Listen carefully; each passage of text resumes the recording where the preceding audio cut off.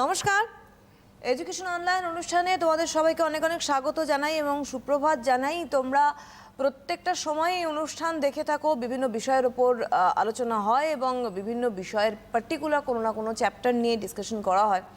এবং আজ আমাদের এই অনুষ্ঠানে হাজির থাকেন শিক্ষক শিক্ষিকারা, তারা তোমাদের গাইডলাইন্স দিয়ে থাকেন এবং ডেফিনেটলি তোমরা সেগুলোতে উপকৃত, এবং যার জন্য এই অনুষ্ঠানকে আমরা এগিয়ে নিয়ে যাচ্ছি। আজকে এডুকেশন অনলাইনে কিন্তু আমরা বিষয়ে রয়েছি ভূগোল, এবং আমাদের সঙ্গে রয়েছেন ভাটপাড়া উচ্চ বিদ্যালয়ের শিক্ষক পার্থ ভট্টাচার্য। অনেক স্বাগত স্যারকে অনুষ্ঠানে আসার জন্য। আজকে ভূগোল নবম শ্রেণী, এবং উনি আগের দিন এসে পড়িয়ে গিয়েছিলেন। আজকের যে বিষয়টি পড়াবেন, যে চ্যাপ্টারটি পৃথিবীর বার্ষিক গতি, তোমরা কপিজ রেডি করো। এবং আজকের বিষয় হচ্ছে পৃথিবীর বার্ষিক গতি নিয়ে আমরা একের পর এক আলোচনা করব। তোমরা থাকছো কিন্তু ফোনে, কোনো কোয়েশ্চেন থাকলে 6292242339, 6292242340 এই দুটো ফোন নাম্বারে তোমরা ডেফিনেটলি ফোন করতে পারো। স্যারের কাছে চলে যাব আজকের প্রশ্ন নিয়ে সরাসরি। আগের দিনের ক্লাসে ছাত্রছাত্রীরা তোমরা যারা অ্যাটেন্ড করেছো দেখেছো, বা পরবর্তীকালে রেকর্ডিংটাও দেখেছো, যে পৃথিবীর আহ্নিক গতির সম্বন্ধে আমি বিস্তারিতভাবে আলোচনা করে দিয়েছিলাম। আজকে যেহেতু চ্যাপ্টারটা খুব বড়, সেই জন্য আগের দিন করা সম্ভব হয়নি। আজকে পৃথিবীর বার্ষিক গতির সম্বন্ধে যতটা পারা যায় এর মধ্যে, এই সময়ের মধ্যে আমরা আলোচনা করে নেব। তো পৃথিবীর বার্ষিক, আমরা আহ্নিক গতি পড়ার সময় আলোচনা করে দেখেছিলাম যে পৃথিবীর বার্ষিক গতিও আছে, এবং আমরা দুটো গতি কিন্তু সেভাবে বুঝতে পারি না। তো তার জন্য কিছু প্রমাণ আছে। সেই প্রমাণগুলো কি, যে পৃথিবীর আহ্নিক গতি প্রমাণ আমরা আগে আলোচনা করে নিয়েছি, সেটা আর এখানে বলার কোনো দরকার নেই।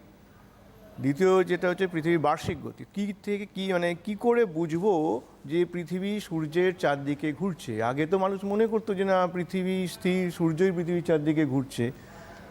তো দুটো মোক্ষম প্রমাণ আছে যেটা দিয়ে বোঝা যায় যে পৃথিবীর পক্ষে কখনোই সূর্যকে নিজের চারদিকে ঘোরানোর সম্ভব নয়, বরং উল্টোটাই হয়, পৃথিবী সূর্যের চারদিকে ঘোরে এবং নিজের অক্ষের চারদিকেও ঘোরে।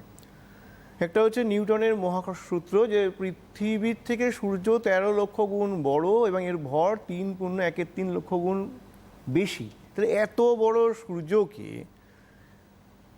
নিজের আকর্ষণের বলে নিজের চারদিকে ঘোরানোটা ক্ষুদ্র পৃথিবীর পক্ষে মহাকর্ষ সূত্র অনুযায়ী একদম অসম্ভব ব্যাপার। তাহলে উল্টোটাই বলতে হয়, পৃথিবী নিজের অক্ষের ওপর ঘুরছে বলে এই চারদিকে দিন রাত্রি হচ্ছে, আর নিশ্চয়ই তাহলে পৃথিবী সূর্যের চারদিকেও ঘুরে আসছে, যার ফলে আমরা সূর্যের একটা আপাত বার্ষিক গতিও দেখি, আপাত দৈনিক গতিও আমরা দেখতে পাই। দ্বিতীয় হচ্ছে যে আলোকের গতিবেগের যে সূত্র অনুযায়ী যদি ধরা যায়, ধরলাম যে পৃথিবী স্থির আছে, তাহলে পৃথিবীকে এই সৌরজগতের একটা কেন্দ্রে থাকতে হবে, এটা পৃথিবী। এবারে পৃথিবী থেকে সূর্যের দূরত্ব প্রায় 15 কোটি কিলোমিটার। তার মানে এই যে কক্ষপথে সূর্যকে পৃথিবীকে ঘুরতে হবে, সেটা হবে, তার ব্যাস হবে 30 কোটি কিলোমিটার, এইদিকে 15 কোটি কিলোমিটার, এইদিকে 15 কোটি কিলোমিটার, মোট 30 কোটি কিলোমিটার। আর পরিধি হবে 96 কোটি কিলোমিটার।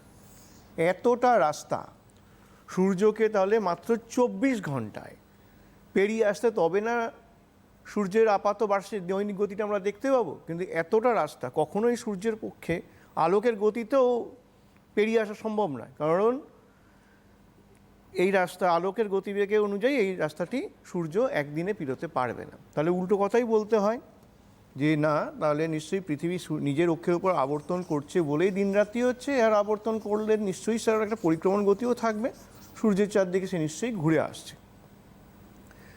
এবার আকাশে যদি আমরা বিভিন্ন নক্ষত্রের আপাত সরণ বা আপাত গতিকে দেখি, সূর্যের যেমন একটা আমরা আপাত গতি দৈনিক এবং বার্ষিক দেখতে পাই, তেমনি নক্ষত্রগুলোরও দেখতে পাওয়া যায়। ধরা যাক জানুয়ারি মাসে আমরা রাতের আকাশে বিভিন্ন নক্ষত্রমণ্ডলীকে চিনতে শুরু করলাম, যে এটা সপ্তর্ষিমণ্ডল, ওটা কালপুরুষ, এইভাবে দেখবে প্রতিদিনই তারা একটু না একটু পশ্চিম থেকে পূর্ব দিকে সরতে থাকছে, সরতে সরতে একসময় তারা ওই আমাদের দৃষ্টিপথ থেকে উধাও হয়ে যাচ্ছে। দেখা গেল তার পরের মাসে নতুন একদল নক্ষত্রমণ্ডলী আকাশে আমাদের চোখের সামনে এলো, তারাও একসময় হারিয়ে গেল। এইভাবে সারা বছরে নানান ধরনের নক্ষত্রমণ্ডলী আমাদের চোখের সামনে আসবে এবং তারা একসময় হারিয়ে যাবে। দেখেন, ধরা গেল এবছর জানুয়ারি মাসে রাতের আকাশে যেসব নক্ষত্রমণ্ডলীকে আমরা চিনেছিলাম তাদেরকে আবার সামনের বছর ওই সময়ই আবার আকাশে দেখতে হবে।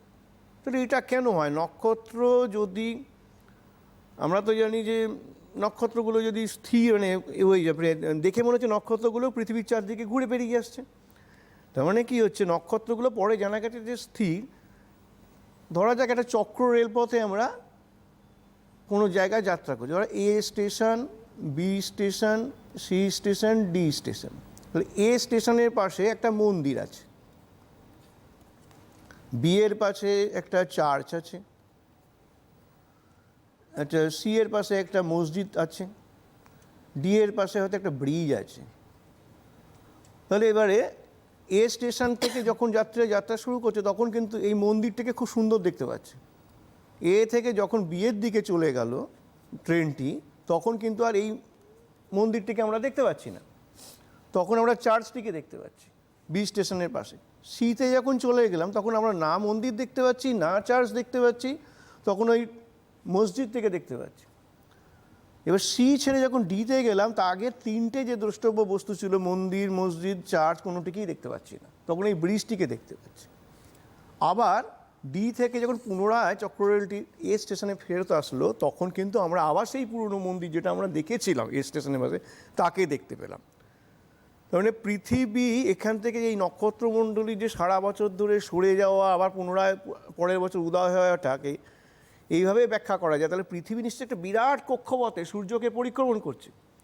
পরিক্রমণ করার পরে আমাদের দৃষ্টির সাপেক্ষে বা পৃথিবীর সামনাসামনি যে নক্ষত্রমণ্ডলীগুলো আসছে তাকেই আমরা তখন রাতের আকাশে তাদেরকে দেখতে পাচ্ছি। পৃথিবী যদি স্থির থাকতো তাহলে কিন্তু সারা বছর আকাশে একই নক্ষত্রমণ্ডলী আমরা দেখতে পেতাম। এটা হচ্ছে পৃথিবীর বার্ষিক গতির আরেকটা প্রমাণ। আরও প্রমাণ আছে। ধরা যাক আমরা যদি দূরবীক্ষণ যন্ত্রের সাহায্যে সারা বছর ধরে বিভিন্ন নক্ষত্রগুলোকে বা অন্যান্য গ্রহগুলোকে দেখি, তখন দেখব অন্য গ্রহগুলোও কিন্তু সূর্যের চারদিকে পাক খাচ্ছে, তারা আবর্তন করে আসছে।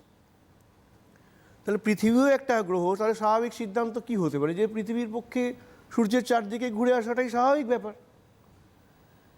এবার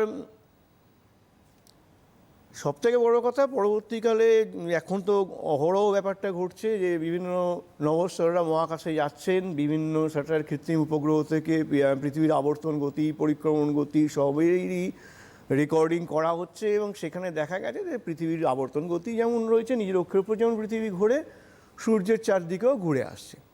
তো সূর্যের চারদিকে যে এই ঘোরাটাকে, এটাকে বার্ষিক গতি বলছে। তো এই গতির সময়টা কত, এটাও আমরা আগে একটু আলোচনা করে নিই। 365 দিন অ্যাপ্রক্সিমেট, মানে প্রায় 365 দিন 5 ঘন্টা 48 মিনিট 46 সেকেন্ড। হিসাবের সুবিধের জন্য আমরা এটাকে 365 দিন ধরি। আর যে প্রায় 6 ঘন্টার সময় আমরা ছেড়ে রেখে দিই সেটাকে আমরা 4 বছর অন্তত মিলিয়ে নিই। এই বিষয়ে কিন্তু আমরা আগে আলোচনা করেছি, সুতরাং এখন এখানে বললাম না। তাহলে আশা করি পৃথিবীর বার্ষিক গতির প্রমাণটা তোমরা বুঝতে পেরেছো। এবার বার্ষিক গতির দিকটা মানে কেমন, মানে কোন দিক থেকে কোন দিকে সূর্যকে পরিক্রমণ করে। পশ্চিম থেকে পৃথিবী যেমন নিজের অক্ষের ওপর হেলে পশ্চিম থেকে পূর্ব দিকে আবর্তন করছে, সেইভাবেই তার কক্ষপথে পশ্চিম থেকে পূর্ব দিকে সূর্যকে পরিক্রমণ করছে। বেগ কত? বেগ কিন্তু মারাত্মক গতিতে পৃথিবী পরিক্রমণ করছে, সেটা হচ্ছে সেকেন্ডে 30 কিলোমিটার। প্রতি সেকেন্ডে 30 কিলোমিটার বেগে সূর্যকে পরিক্রমণ করছে। তাহলে পৃথিবীর এই পরিক্রমণ গতির ফলাফল কি? আমি আগের দিনই একটু পরিহাস করে বলেছিলাম যে পৃথিবী নিজের অক্ষের ওপর হেলে রয়েছে, 66.5 ডিগ্রি কোণ করে কক্ষতলের সঙ্গে পৃথিবীর অক্ষটা হেলে রয়েছে বলে আমাদের একটা অংশ বেশি পড়তে হয়। সেই অংশে কোন অংশটা, যেটা আজকে আমরা আলোচনা করব।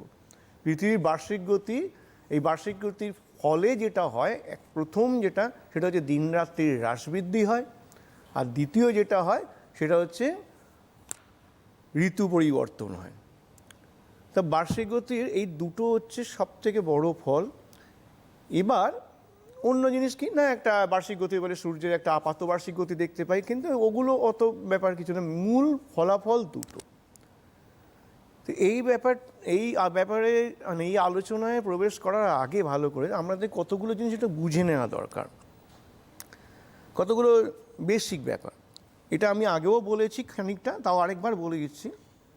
একটা হচ্ছে পৃথিবীর যে কাল্পনিক অক্ষরেখাটা, মানে উত্তর মেরু আর দক্ষিণ মেরুকে যে অংশটা, যে কাল্পনিক রেখা দিয়ে যোগ করে যে রেখাটা পাবো, সেটা হচ্ছে পৃথিবী অ্যাক্সিস বা অক্ষরেখা। যে কাল্পনিক কক্ষ তলের উপর পৃথিবী ভাসছে মহাশূন্যে, তার সঙ্গে এটা 66.5 ডিগ্রি কোণ করে তৈরি করে। পৃথিবী কিন্তু এরকম 90 ডিগ্রি কোণে নেই, তার কক্ষ তলের সঙ্গে এইভাবে নেই, এইভাবে নেই, আছে হচ্ছে এইভাবে। তো এইভাবে রয়েছে। আর কতগুলো অক্ষরেখাকে আমাদের চিনে রাখতে হবে। এটা হচ্ছে নিরক্ষরেখা, এটা কর্কট ক্রান্তি রেখা, এটা 23.5 ডিগ্রি উত্তর, এটা মকর ক্রান্তি রেখা 23.5 ডিগ্রি দক্ষিণ, সুমেরু বৃত্ত 66.5 ডিগ্রি উত্তর, কুমেরু বৃত্ত 66.5 ডিগ্রি দক্ষিণ। এইগুলো হচ্ছে প্রধান অক্ষরেখা। তো এবারে তাহলে পৃথিবীর বা ঋতু পরিবর্তন এবং দিনরাত্রির হ্রাস বৃদ্ধির কারণ তাহলে কি আসছে? একটা হচ্ছে পৃথিবীর যে গোলীয় আকৃতি, পৃথিবীর পৃথিবীর উপবৃত্তাকার কক্ষপথ, পৃথিবীর যে মেরু রেখাটার একটা বৈশিষ্ট্য আছে, এই যে 66.5 ডিগ্রি কোণ করে হেলে রইল না, এটা কিন্তু পৃথিবীর বিভিন্ন অবস্থানে পরস্পর সমান্তরাল, অর্থাৎ সবসময় একই দিকে হেলে থাকে, একই দিকে হেলে থাকে। মানে এইভাবে ঘুরছে, যেভাবে ঘুরছে 66.5 ডিগ্রি কোণ করে বিভিন্ন অবস্থানে দেখো পরস্পর সমান্তরালতে সূর্যকে যখন পরিক্রমণ করে, কখনো একবার এই দিকে হেলে বা কখনো আরেকবার এই দিকে হেলে না, এটা কিন্তু হয় না, এইগুলো হয় না। সবসময় পৃথিবীর মেরুরেখাটা সবসময় ধ্রুবতারামুখী, অর্থাৎ বিভিন্ন অবস্থানে পরস্পর সমান্তরাল থাকে। পৃথিবী কিন্তু একটা বড় লাট্টুর মতো। লাট্টু তোমরা ব্যবহার করেছো কিনা জানি না, মানে লাট্টু নিয়ে খেলেছো কি জানি না, যে আমরা ছোটোবেলায় খেলতাম যে একটা এই ধরনের জিনিস,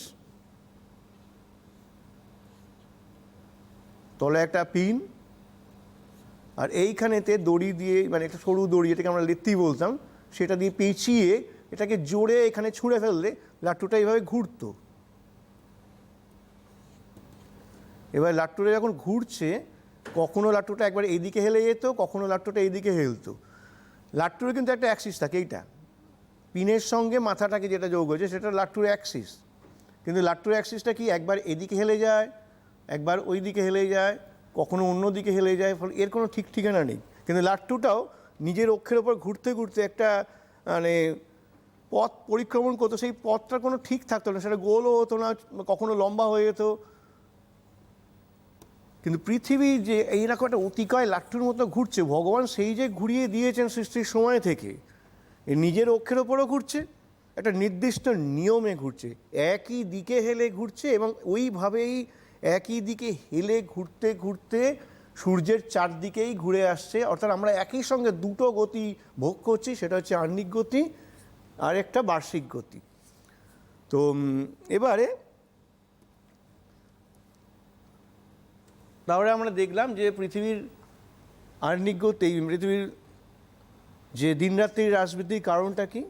একটা হচ্ছে আমার বলে নিই, যেটা হচ্ছে পৃথিবীর উপবৃত্তাকার কক্ষপথ, পৃথিবীর গোলীয় আকৃতি, পৃথিবীর মেরুরেখাটা 66.5 ডিগ্রি কোণ করে হেলে অবস্থান, এবং হচ্ছে সবসময় ধ্রুবতারামুখী হয়ে হেলে অবস্থান। আর তাহলে এবার ঋতু পরিবর্তনের কারণ কি?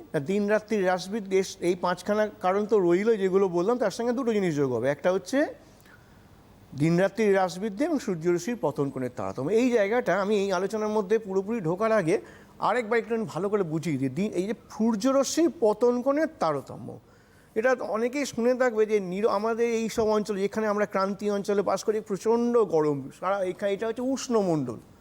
নিচু ক্লাসে তোমরা দেখেছো যে অক্ষরেখা দিয়ে ভাগ করা রয়েছে, যে এই 23.5 ডিগ্রি উত্তর থেকে দক্ষিণ এরিয়াকে একটা উষ্ণমণ্ডল, 23.5 ডিগ্রি উত্তর থেকে দক্ষিণ, এই 23.5 থেকে 66 ডিগ্রি উত্তর এবং 23.5 ডিগ্রি দক্ষিণ থেকে 6.66 ডিগ্রি দক্ষিণ, এই অংশটা হচ্ছে নাতিশীতোষ্ণমণ্ডল এবং তার ওপরের থেকে 90 ডিগ্রি উত্তর এবং দক্ষিণ যেটা সেটা হচ্ছে হিমমণ্ডল। এগুলো আমরা জেনে এসেছি, কিন্তু এটা এই যে পৃথিবীর বিভিন্ন জায়গায় উষ্ণতার তারতম্যটা কেন হয় সেটা একটুখানি বলে নেওয়া, ভালো করে বুঝিয়ে নেওয়া দরকার। ভালো করে দেখো, পৃথিবী একটা বৃত্ত, মাঝখানে রয়েছে নিরক্ষরেখা, এই জায়গায় রয়েছে কর্কট ক্রান্তি রেখা, এই জায়গায় মকর ক্রান্তি রেখা, এইটা হচ্ছে কুমেরু বৃত্ত, এই জায়গাটা সুমেরু বৃত্ত। সূর্যরশ্মি আমরা পড়েছি লম্ব রশ্মি এবং তির্যক রশ্মি। সূর্যরশ্মি কোথাও কিন্তু মানে কখনো কিন্তু এরকম এরকম এক জায়গায় এইভাবে পড়ছে, এক জায়গায় এইভাবে পড়ছে, এক জায়গায় এইভাবে পড়ছে, তা নয়। কিন্তু সূর্যরশ্মি কিন্তু পরস্পর সমান্তরালভাবেই আসছে। নিয়ম হচ্ছে পৃথিবীর আকৃতি গোল হওয়াতে পৃথিবীর যে অংশটা সূর্যের সামনে সর্বদা এগিয়ে, মানে যে সময় এগিয়ে থাকবে, সেই জায়গাতেই সূর্যের আলোটা 90 ডিগ্রি কোণে পড়বে।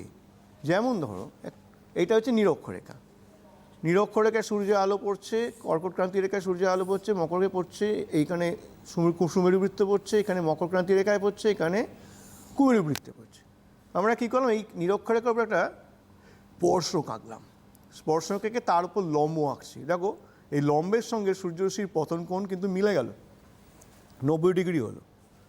এবার কর্কট ক্রান্তি রেখায় আমরা একটা স্পর্শক এঁকে তার উপর লম্ব আঁকলাম। এটা যদি লম্ব হয়, সূর্যরশ্মির পতন কোণ কিন্তু এখানে কমে গেল, 23.5 ডিগ্রি কমে গেল, মানে এখানে তখন 66.5 ডিগ্রি কোণ করে হেলে পড়ছে।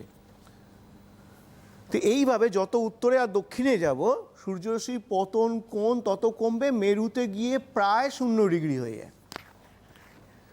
তাহলে সূর্যের আলোটা যেখানে একদম কনসেন্ট্রেটেড হচ্ছে, অর্থাৎ লম্বভাবে পড়ার ফলে কি হচ্ছে, লম্ব রশ্মি যেখানে আসছে, সূর্যের আলোটা লম্বভাবে যেখানে পড়ে, অর্থাৎ মোটামুটি ধরে নিলাম যে আপাতভাবে বললাম যে নিরক্ষরেখাতে, সেখানে কি হচ্ছে, পৃথিবীর ওপর তো একটা বায়ুস্তর আছে, বায়ুমণ্ডল আছে। এই বায়ুমণ্ডল লম্বরশ্মি যদি হয়, খুব অল্প জায়গায় তাপটা পড়ছে এবং খুব অল্প পরিমাণ বায়ুস্তর ভেদ করে আসছে, এইটুকুনি মাত্র। ফলে সূর্যরশ্মিটা খুব অল্প জায়গায় পড়ছে এবং অল্প বায়ুস্তর ভেদ করে আসার ফলে সূর্যের তাপটা কম শোষিত হয়ে যাচ্ছে বায়ুমণ্ডল দ্বারা, ফলে এই জায়গা উষ্ণমণ্ডল, তাপটা বেশি পড়ছে। এবারে যেখানেতে সূর্যরশ্মিটা একটু বেশি হেলে পড়ছে, সেখানে দেখা যাচ্ছে দেখো একটু হলেও সে অনেক বেশি বায়ুস্তর ভেদ করে আসছে, আর এইখানেতে সূর্যের আলোটা কিন্তু লম্বভাবে পড়ছে না। ফলে অনেকটা বেশি জায়গায় আলোটা ছড়িয়ে পড়ায় সমপরিমাণ রশ্মি যেটা নিরক্ষরেখায় পড়ছিল বা ওই অঞ্চলে খুব অল্প জায়গায় পড়ছিল, সেই একই পরিমাণ রশ্মি ক্রান্তি অঞ্চল বা মেরুবৃত্ত অঞ্চল এইসব জায়গায় অনেকটা বেশি জায়গায় ছড়িয়ে পড়ছে। ফলে তাপটা কিন্তু স্বাভাবিক কারণেই কমে যাচ্ছে। এই কারণে লম্বভাবে যেখানে সূর্যের আলোটা পড়ে সেখানে তাপ বেশি হয়, আর তির্যকভাবে যেখানে পড়ে সেখানে সূর্যের আলোটা, সেখানে তাপটা কম হয়।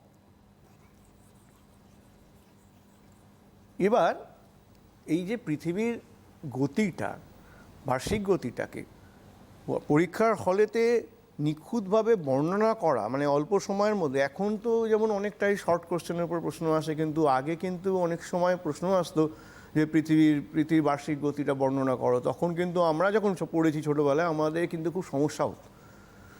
সেই জন্য আমি ছাত্রাবস্থাতেই একটা চিন্তাভাবনা করে খুব সহজভাবে জিনিসটাকে কী করে উপলব্ধি করা যায় সেই চেষ্টা করেছিলাম। তা আমি মাত্র 4টে অবস্থান নেবো পৃথিবীর, এই 4টে অবস্থান দিয়ে পৃথিবীর বার্ষিক গতিটা তোমাদেরকে বোঝানোর চেষ্টা করছি। একটা ছবিকে মাথায় রাখো প্রথমে, এই হচ্ছে সূর্য, এইটা হচ্ছে পৃথিবীর একটা অবস্থান, এটাকে বলা হয় কর্কট সংক্রান্তি, এটা মকর সংক্রান্তি, এটা জলবিষুব, এইটা হচ্ছে মহাবিষুব। এই 4টে অবস্থান, এই ছবিটি আঁকতে সময় লাগে এখানে, সেই জন্য এতটা সময় দিয়ে করছি না, জিনিসটা বোঝার দরকার। আমি গ্লোব এনেছি, দরকার পড়লে ওখানেও বুঝিয়ে দেবো।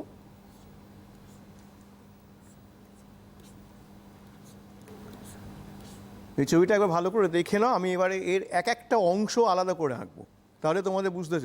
এইটা হচ্ছে 21শে জুন, 21শে জুন হচ্ছে কর্কট সংক্রান্তি, এই ছবিটি।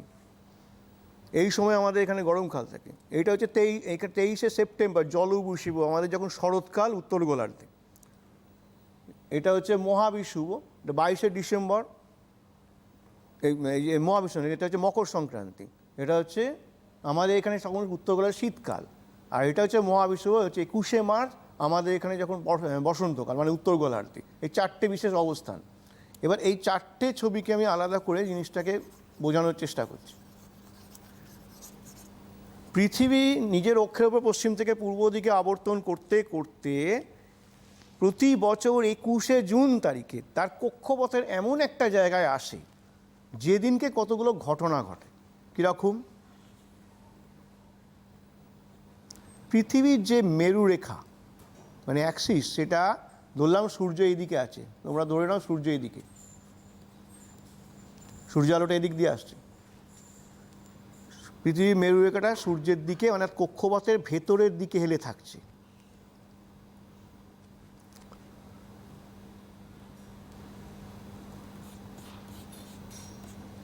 এবার দেখো কি হচ্ছে। সূর্যের আলোটা এই দিনকে নিরক্ষরেখার বদলে কর্কট ক্রান্তি রেখায় এইখানটায় 90 ডিগ্রি কোণে হেলে পড়ছে, অর্থাৎ 23.5 ডিগ্রি উত্তর অক্ষাংশ। এইখানে 90 ডিগ্রি কোণে পড়ছে, নিরক্ষরেখায় 66.5 ডিগ্রি কোণ করে হেলে পড়ছে। দক্ষিণ গোলার্ধের অংশ হচ্ছে এইটুকুনি, দেখো ভালো করে, যেইটুকুনি আলো পাচ্ছে এইটুকুনি অংশ দক্ষিণ গোলার্ধে আলো পাচ্ছে, অনেকটা বেশি অংশ দক্ষিণ গোলার্ধ অন্ধকারে থাকছে। উত্তর গোলার্ধের এইটুকুনি অংশ অ্যাট এ টাইম অন্ধকারের মধ্যে থাকছে, এই জায়গাটা, এই অংশটুকুনি। আর অনেকটা বেশি অংশ দেখো উত্তর গোলার্ধে, উত্তর মেরু বৃত্ত ছাড়িয়েও আরও 22.5 ডিগ্রি পরিমিত স্থানে সূর্য আলোটা পৌঁছানো। অর্থাৎ আমরা এই জিনিসটা আরেকবার দেখে নিই। সূর্যের লম্ব রশ্মিটা 21শে জুন তারিখে পড়ছে কর্কট ক্রান্তি রেখায়। এইটাকে বলে সূর্যের উত্তরায়ণ। গরমকালে আমরা সূর্যকে একটুখানি পূর্ব দিকে হেলে উঠতে দেখি, এই উত্তর দিকে হেলে উঠতে দেখি, তার কারণ হচ্ছে উত্তর গোলার্ধে একটু একটু করে সূর্যের দিকে এগিয়ে যাওয়ায়। এটা হচ্ছে এই দিনকে উত্তরায়ণের শেষ হয় আর দক্ষিণায়ন শুরু হয়। তাহলে এই দিনকে কর্কট ক্রান্তি রেখায় 90 ডিগ্রি কোণে পড়ছে, নিরক্ষরেখায় 66.5 ডিগ্রি কোণ করে হেলে পড়ছে। উত্তর মেরু বৃত্ত অঞ্চলটা, সুমেরু অঞ্চলটা পুরোটাই আলো পাচ্ছে, অর্থাৎ যতই ঘুরুক না কেন দেখো এটা কোনো মতে ছায়াবৃত্তের মধ্যে কিন্তু ঢুকবে না। ছায়াবৃত্তটা মেরুবৃত্তের পর থেকে শুরু হয়েছে, এইখান থেকে হচ্ছে ছায়াবৃত্ত। মেরুবৃত্তটা দেখো এইটা, ছায়াবৃত্তটা শুরু হয়েছে মেরুবৃত্তের পর থেকে, অর্থাৎ ওখানে কখনোই অন্ধকার হচ্ছে না।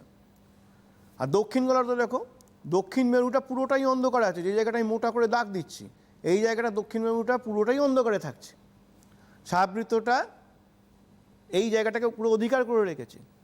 ফলে কি হচ্ছে, যেহেতু অক্ষরেখাটা মানে উত্তর উত্তর গোলার্ধে বেশি অংশ সূর্যে আলো পড়ছে, ওই জায়গাটা পৃথিবীর ঘুরতে বেশি সময় লাগে।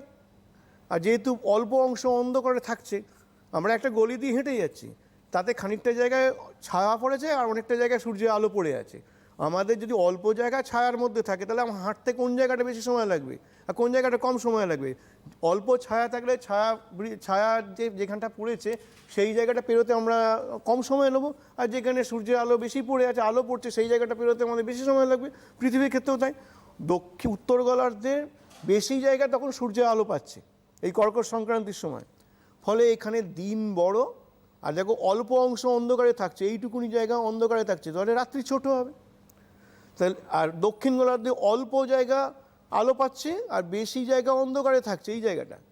ফলে দক্ষিণ গোলার্ধে আলোর পরিমাণ কম, দিনের পরিমাণ কম হবে, রাতের পরিমাণ বেশি হবে। তো এই দিন উত্তর গোলার্ধে দীর্ঘতম দিন, ক্ষুদ্রতম রাত হয়। দক্ষিণ গোলার্ধে উল্টো ব্যাপার হয়, দীর্ঘতম রাত্রি, ক্ষুদ্রতম দিন হয়। তো এই অবস্থাতে একদিনে হয় না, এই তারিখে 1.5 মাস আগে থেকে 1.5 মাস পর পর্যন্ত উত্তর গোলার্ধে দিনের পরিমাণ বেশি থাকে আর রাতের পরিমাণ কম থাকে।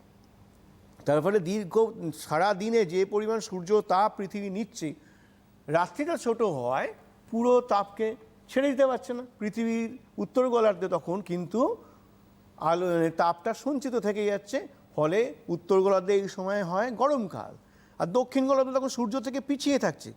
সূর্য থেকে পিছিয়ে থাকার ফলে কি হচ্ছে, আর দিন ছোট, রাত্রি বড় হয়, সারাদিনে যা তাপ সঞ্চয় করছে রাত্রি বড় হয় সেটাকে ছেড়ে দিচ্ছে, ফলে সঞ্চিত তাপটাও বেড়ে যাচ্ছে। দক্ষিণ গোলার্ধে ঠিক বিপরীত কারণে হচ্ছে শীতকাল। তাহলে এখানটা নিশ্চয়ই তোমরা বুঝতে পেরেছো, এইখানে একটা গ্লোব দিয়ে এটা বোঝানো যেতে পারে। এখানে আমরা দেখব। হ্যাঁ, এইখানটা দেখো ও কর্কট সংক্রান্তির যে অবস্থানটা সেটা হচ্ছে এইটা, এই অবস্থাটা। পৃথিবীর উত্তর গোলার্ধটা সূর্যের দিকে এগিয়ে আছে, এটা হচ্ছে দক্ষিণ গোলার্ধ পিছিয়ে আছে। ফলে কি হচ্ছে, উত্তর গোলার্ধের সুমেরুবৃত্ত অঞ্চল ছাড়িয়েও আলো পড়ছে, দক্ষিণ গোলার্ধ অনেক পিছিয়ে থাকা এখানে কম আলো পড়ছে। আর এখানে নিরক্ষরেখার বদলে কর্কটক্রান্তি রেখাতেই সূর্যের আলোটা তির্যক এই লম্বভাবে পড়ার কথা এই সময়টা। এটা হচ্ছে কর্কট সংক্রান্তির অবস্থান। তো যাই হোক, এবার এই কর্কট সংক্রান্তির পর আমরা জিনিসটাকে আরেকবার ছোটো করে ঝালিয়ে নিচ্ছি।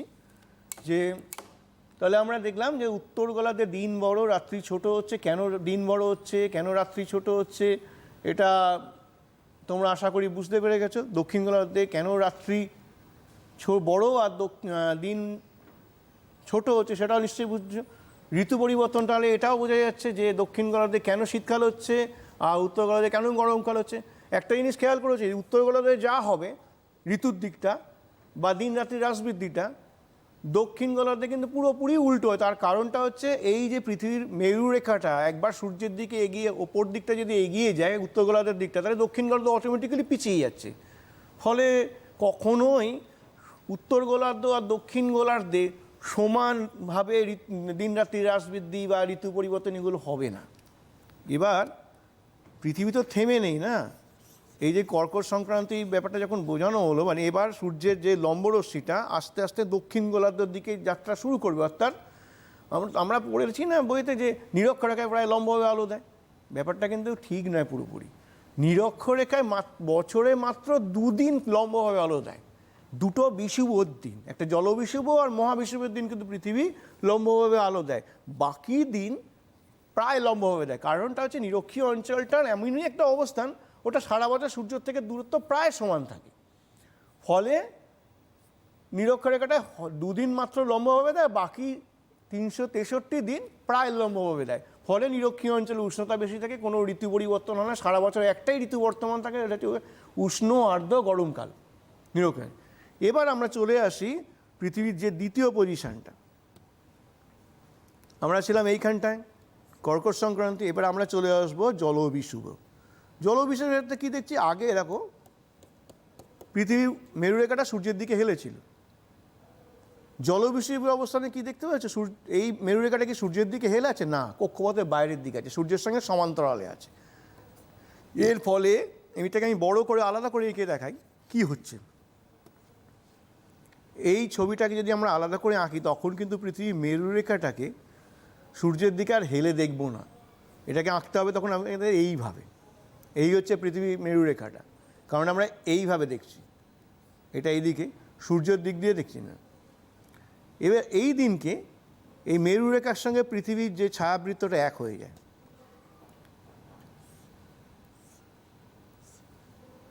একই রকম লাগবে ছবিটা।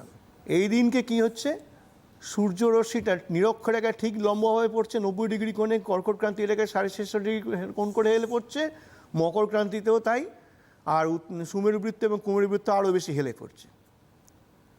আচ্ছা, ওইখানে একটা জিনিস আমি বলা হয়নি যে তারা এতে উত্তর গোলার্ধে যখন দিনের অবস্থা রয়েছে তখন সূর্য কিন্তু কখনোই অস্ত যায় না, প্রায় 6 মাস এই জায়গাটা থাকে। যখন কর্কট সংক্রান্তি 1.5 মাস আগে থেকে 1.5 মাস পর বা তারও পরে বেশ খানিকটা সময়, এটাকে মানে যার জন্যে মাঝরা ঘড়ির সময় অনুযায়ী মাঝরাতেও সূর্যকে দেখা যায়। একে বলা হয় মধ্যরাত্রের সূর্য বা নিশীথ সূর্য। নরওয়ে থেকে এটাকে ভালো দেখা যায় বলে একে নিশীথ সূর্যের দেশ বলে। আচ্ছা, আর তাহলে ওখানে সূর্য তার মানে কীভাবে দেখায় না, 15 মিনিট অন্তর অন্তর সূর্যকে দিগন্তের চারপাশে দিকে অবস্থান পাল্টাতে দেখা যায়, এবং সূর্য ওখানে কখনোই মাথার উপর উঠবে না, মেরু অঞ্চল, উত্তর মেরু অঞ্চলে। আচ্ছা, এবার আমরা চলে আসি জলবিষুবে। 23শে সেপ্টেম্বর কী হচ্ছে, তাহলে নিরক্ষরেখায় লম্বভাবে পড়ছে, কর্কট ক্রান্তি রেখায় 66.5 ডিগ্রি কোণ করে হেলে পড়ছে, মকর ক্রান্তিও তাই।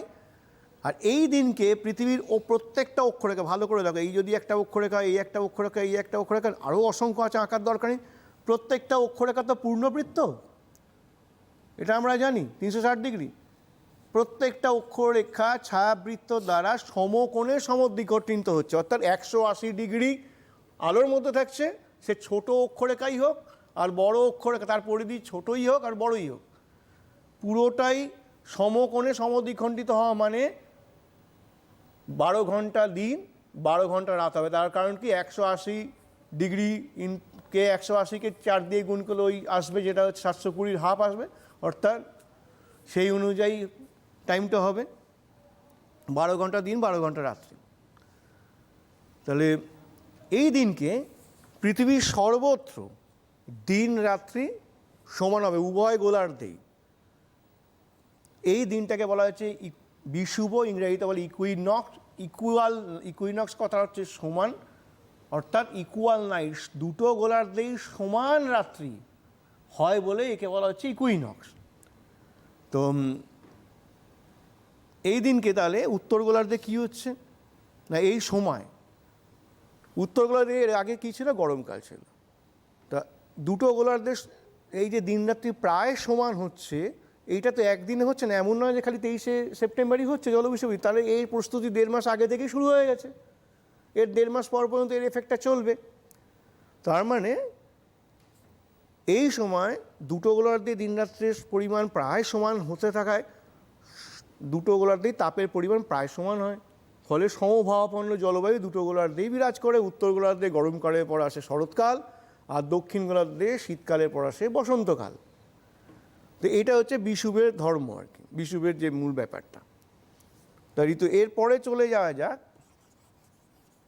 22শে ডিসেম্বর, মহাবিষুব, মকর সংক্রান্তি। আমরা কর্কট সংক্রান্তিতে কী দেখেছিলাম, যে উত্তর গোলার্ধটা সূর্যের দিকে ঝুঁকে রয়েছে, মেরুরেখাটা। তো মকর সংক্রান্তির ক্ষেত্রে অন্য ব্যাপার হবে, অর্থাৎ দক্ষিণ গোলার্ধটা সূর্যের দিকে এগিয়ে যাবে, আর উত্তর গোলার্ধটা সূর্য থেকে দূরে অবস্থান, ধরলাম এইদিকে সূর্য আছে।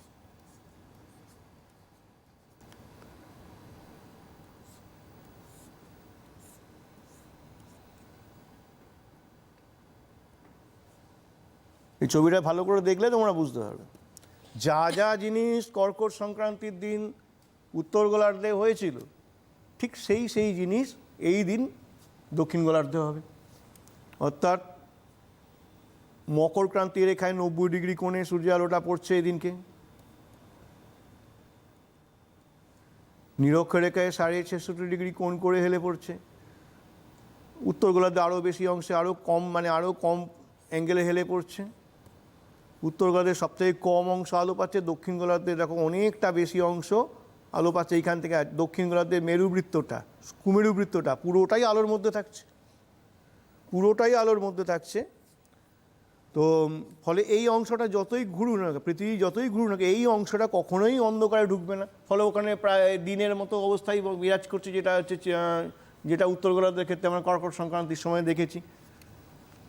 তো এই অবস্থাটা উত্তর গোলার্ধে তখন দিন ছোট, এই দিনকে সবথেকে ছোট দিন হয় আর সবথেকে বড় রাত্রি হয়। দক্ষিণ গোলার্ধে সবথেকে বড় দিন হয়, সবথেকে ছোট রাত্রি হয়। তো এই অবস্থাটা 1.5 মাস আগে থেকে 1.5 মাস পর পর্যন্ত হচ্ছে এই তারিখে বা 22শে ডিসেম্বরে। ফলে উত্তর গোলার্ধে সঞ্চিত তাপও বেরিয়ে যাওয়ার ফলে উত্তর গোলার্ধে হচ্ছে শীতকাল, আর দক্ষিণ গোলার্ধে হচ্ছে দিন বড় রাত্রি ছোট হয়, পুরো তাপটা বেরিয়ে যেতে পারে না সঞ্চিত, ফলে দক্ষিণ গোলার্ধে হয় গরমকাল। যে কারণে দক্ষিণ গোলার্ধে আমরা একটা প্রশ্ন আসে, দক্ষিণ গোলার্ধে কেন গরমকালে ক্রিসমাস পালন করা হয় বা বড়দিন পালন করা হয়, এই ধরনের প্রশ্ন আসে। তখন এটাই আশা করি তোমাদের বুঝতে অসুবিধা হচ্ছে না যে দুটো গোলার্ধে কেন ভিন্ন ভিন্ন ঋতু হয়, একই সময় একই ঋতু হয় না কেন, তার কারণটা হচ্ছে এটাই।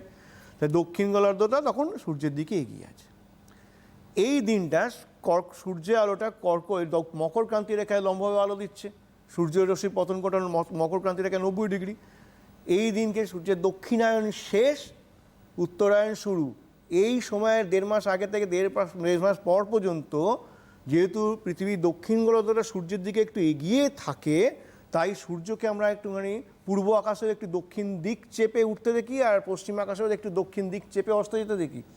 এটা তোমরা নিশ্চয়ই খেয়াল করেছো, একটা বাড়িতে বিভিন্ন গরমকালে যে দিকের জানলা দিয়ে বেশি রোদ ঢোকে শীতকালে কিন্তু সেই দিকের জানলা দিয়ে আর রোদটা ঢোকে না, ঠিক উল্টো দিকের জানলা দিয়ে রোদটা বেশি ঢুকবে। আর যখন শরৎকাল আর বসন্তকাল থেকে বাড়ির মাঝামাঝি কোনো যদি জানলা থাকে সেখান দিয়ে সূর্যের আলোটা সোজাভাবে ঢোকে।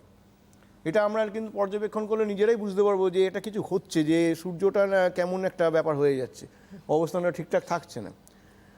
তাই আশা করি তোমাদের এই দক্ষিণায়ন এবং পৃথিবীর যে মকর সংক্রান্তির ব্যাপারটা বুঝতে অসুবিধা হয়নি। তাও আমি আরেকবার ছোট করে ব্যাপারটা বলে দিচ্ছি, যেটা হচ্ছে যে এই দিন দক্ষিণ গোলার্ধ সূর্যের দিকে এগিয়ে থাকায় কর্কট ক্রান্তির বদলে মকর ক্রান্তি, এই নিরক্ষরেখার বদলে মকর ক্রান্তি রেখায় সূর্য আলোটা নব্যভাবে পড়ছে, নিরক্ষরেখায় 6.5 ডিগ্রি কোণ করে হেলে পড়ছে, দক্ষিণ গোলার্ধের সব থেকে বেশি অংশ আলো পাচ্ছে, কুমেরু বৃত্তটা পুরোটাই আলোর মধ্যে থাকছে, ছায়াবৃত্ত একে অধিকার করতে পারছে না, ফলে এখানে কখনোই রাত্রি হচ্ছে না।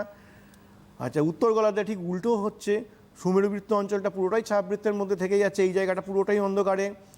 উত্তর গোলার্ধে খুব অল্প জায়গা আলো পাচ্ছে আর বেশি অংশ অন্ধকারে থাকছে, ফলে উত্তর গোলার্ধে দিন সব থেকে ছোট দিন হচ্ছে, সব থেকে বড় রাত্রি হচ্ছে। দক্ষিণ গোলার্ধে সব থেকে উল্টো কারণে সব থেকে বড় রাত্রি এই দিন এবং সব থেকে ছোট রাত্রি হচ্ছে। ঋতুটা কি হচ্ছে, উত্তর গোলার্ধে হচ্ছে শীতকাল, দক্ষিণ গোলার্ধে হচ্ছে গ্রীষ্মকাল। এটা হয়ে গেল আমাদের মকর সংক্রান্তি। এবার আসবো মহাবিষু 21শে মার্চ। তো 21শে মার্চের ক্ষেত্রে একই, এবার যে জিনিসটা আমরা জলবিষুবের ক্ষেত্রে দেখেছিলাম ঠিক সেই জিনিসগুলো হবে, একদম একই ব্যাপার হবে, এক ব্যাপার। পৃথিবীর প্রত্যেকটা অক্ষরেখা এই যে ছায়াবৃত্ত দ্বারা, এই ছায়াবৃত্তের ওপর থেকে আঁকি জিনিসটাকে, ছায়াবৃত্ত দ্বারা প্রত্যেকটা অক্ষরেখা সমকোণে সমদ্বিখণ্ডিত হচ্ছে। 180 ডিগ্রি অন্ধকারে থাকছে, 180 ডিগ্রি আলোর মধ্যে থাকছে। যদি 360 ডিগ্রিতে একবার পুরো পাক হওয়া মানে যদি একটা পুরো দিন হয়, তাহলে অর্ধেকটা মানে 180 ডিগ্রি হওয়ার মানে কি 12 ঘন্টা দিন 12 ঘন্টা রাত্রি হবে।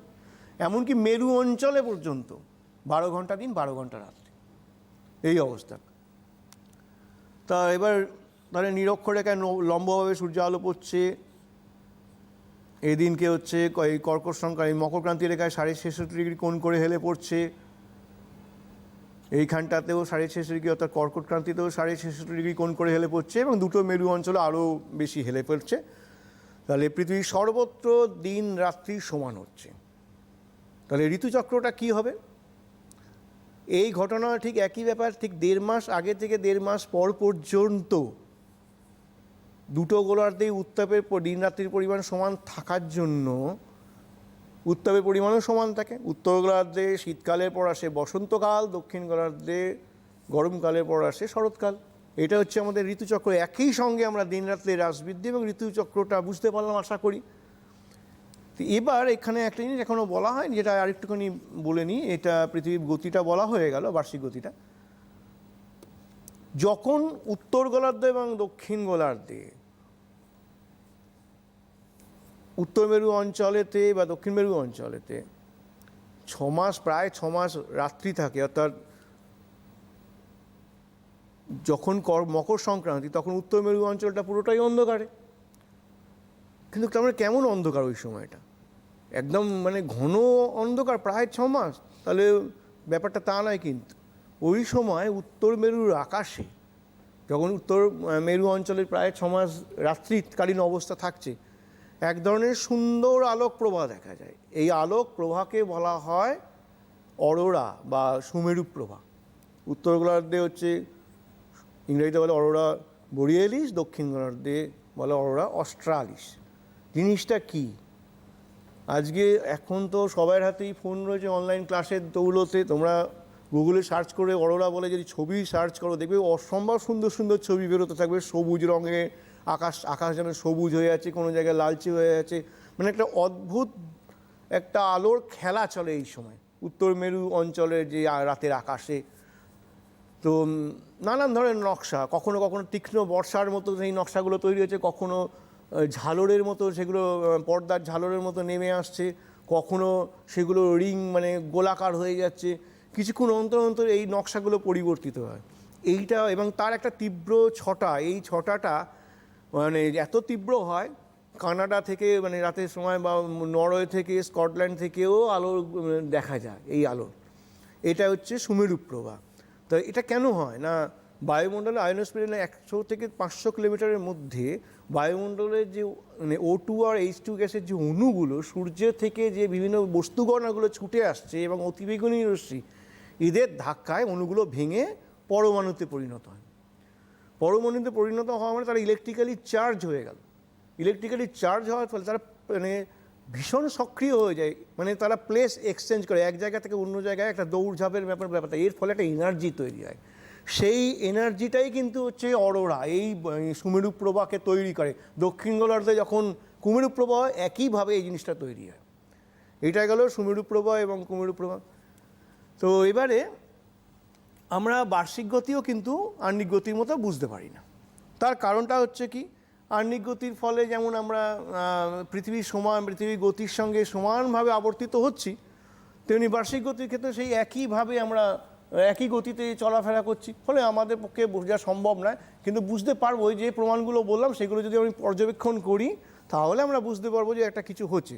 তো এবার সূর্যের তাহলে আপাত বার্ষিক গতি, এবার রবি মার্গ বা এইগুলো একটুখানি ছোটো করে বলে নেওয়া যাক। তো আমরা সূর্যকে পূর্ব দিকে উঠতে দেখি, পশ্চিম দিকে অস্ত যেতে দেখি। সূর্যের যে মানে প্রতিদিনের যে চলাচল, এটা এই আপাত চলাচলটাকে হচ্ছে সূর্যের দৈনিক আপাত গতি। তো বার্ষিক আপাত গতি বা রবি মার্গ কোনটা?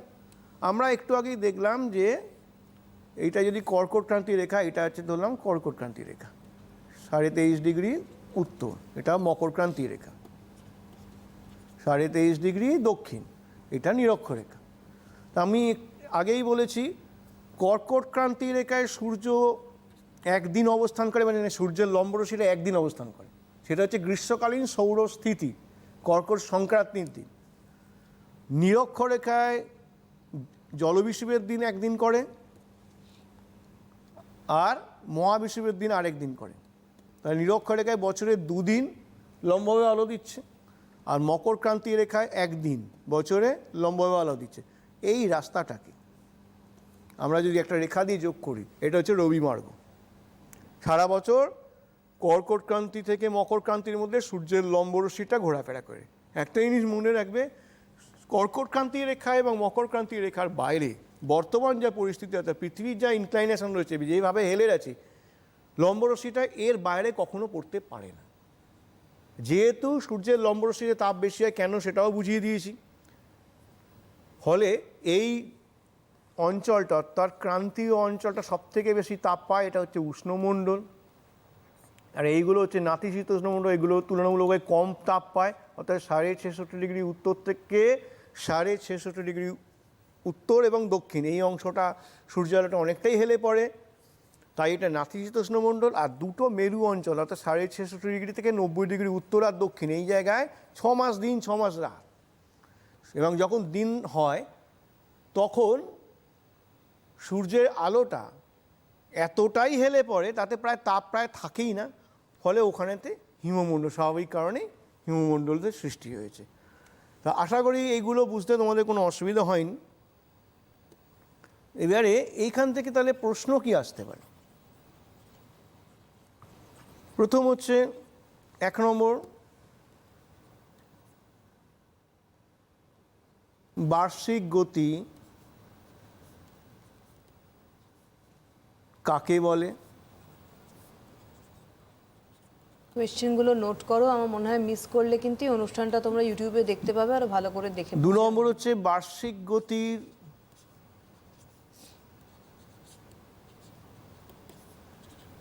প্রমাণগুলি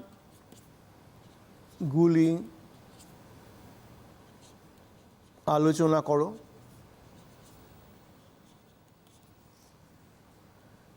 3 নম্বর যেটা হচ্ছে যেটা করা যেতে পারে সেটা হচ্ছে বার্ষিক গতির ফলাফল। এটা বিরাট প্রশ্ন, তো এখন ওইভাবে তো আসে না, তা এইভাবে যদি পড়ে রাখো তোমাদের পুরো চ্যাপ্টারটাই তৈরি হয়ে যাবে। পড়ে রাখবে বড় করে, কিন্তু ফলাফল আলোচনা করা করো টানাভাবে, এভাবে কিন্তু আসবে না, আলোচনা করো। এবারে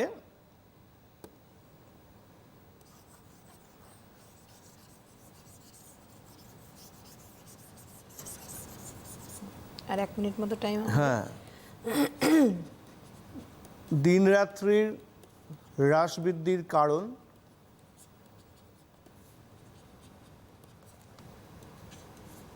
ঋতু পরিবর্তনের কারণ,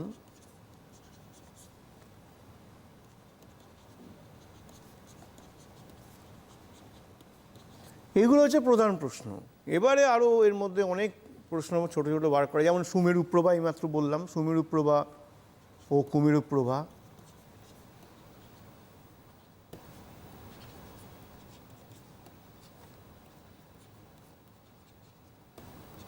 কাকে বলে বা টিকা, এইভাবে দিলাম। এবার হচ্ছে নিশীথ সূর্য,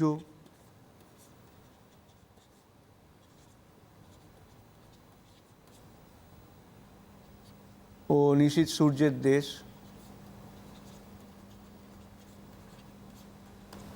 এইগুলো একদম। হচ্ছে এখানে প্রশ্ন।